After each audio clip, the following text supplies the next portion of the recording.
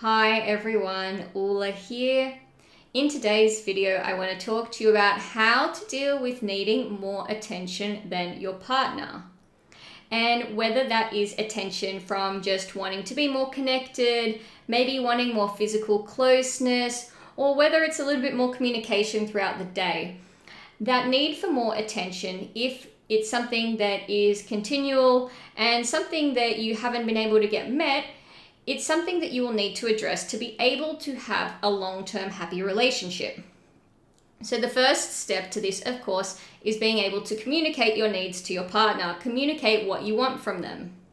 And if you're anxiously attached, this can be really challenging for you because most likely you tend to neglect your needs or have a hard time to express them to your partner.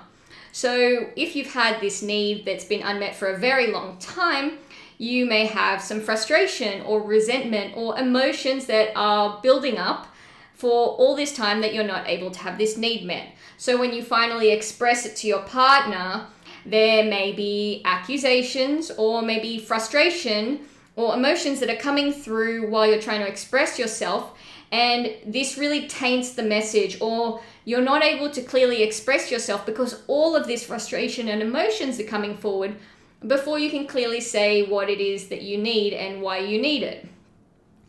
When this happens, the person on the receiving end may feel that they're getting disproportionately attacked because you are throwing accusations, frustration, and you haven't clearly said what it is that you want. So in that way, when you communicate your need, you're actually causing more damage to the relationship. So it's really important, if you're anxiously attached, to make sure that you're communicating clearly and not letting all those emotions get in the way of the conversation. So once you've really been able to work through that and know that for sure you're not going to explode and verbal diarrhea all over this person and let all those excessive emotions through, then you can start to work on how to say what it is that you need. So you will always need to start with what it is you need, why you need it, and how it makes you feel. So an example of this would be, I feel that I need more attention from you throughout the day. I would really appreciate if when we're having dinner, we talk a little bit more and you ask me about my day, or maybe at the end of the day when we're sitting on the couch, we can cuddle a little bit more.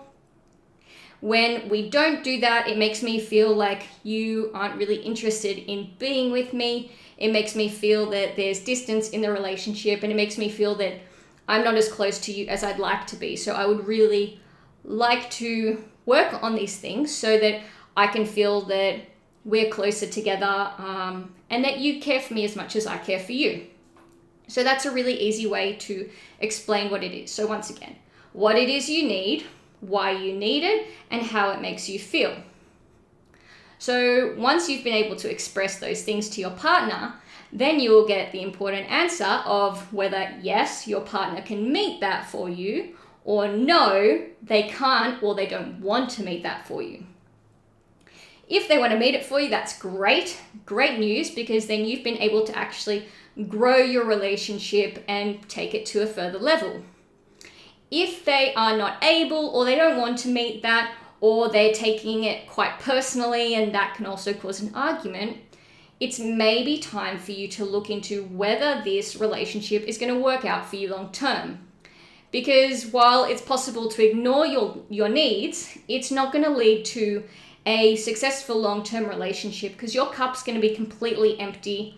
It's going to lead to a lot of pain for you, which can lead to you feeling stressed, anxious, health problems, and also feeling that you're not really valued in the relationship. And that's just going to cause a lot more arguments for you as well.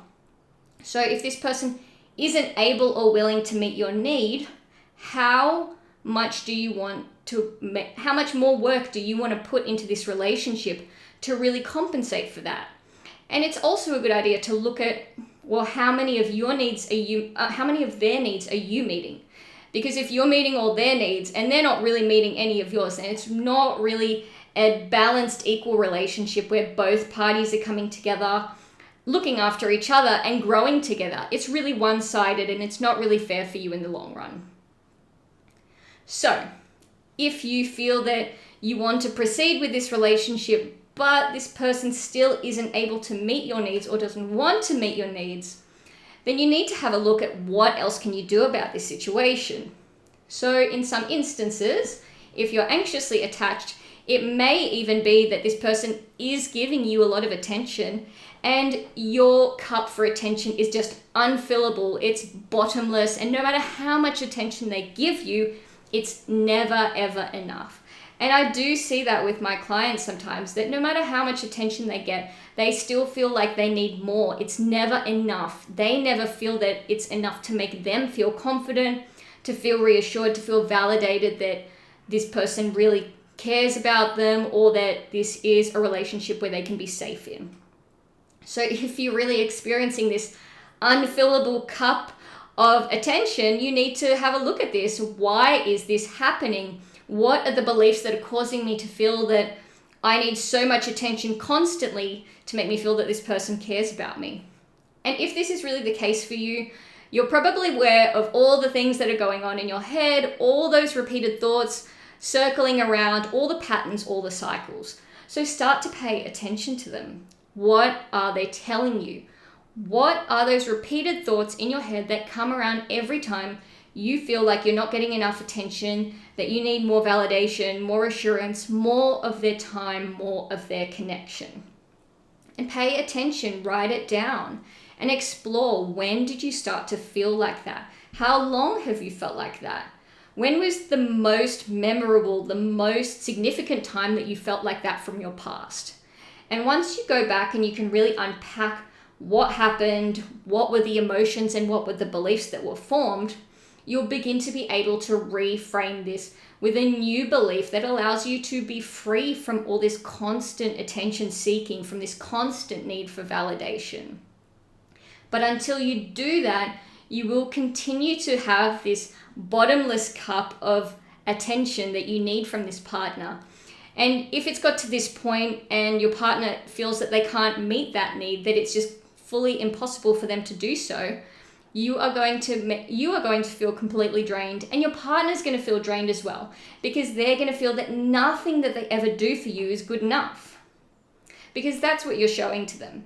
That no matter how much attention they give you, no matter how much love they give you, it's just not enough for you to feel loved. And that will drain them, it will drain you, it will put a complete strain on the relationship, and it will in the end lead to a breakdown if it's not resolved. So once you've been able to resolve it all, you really will be able to see that all the attention you were seeking, it was just validation that you needed. Validation to be sure that they loved you, to be sure they're going to stay, to be sure that this is a healthy relationship, to be sure that they're not just going to leave you for someone else and that you're not going to be alone.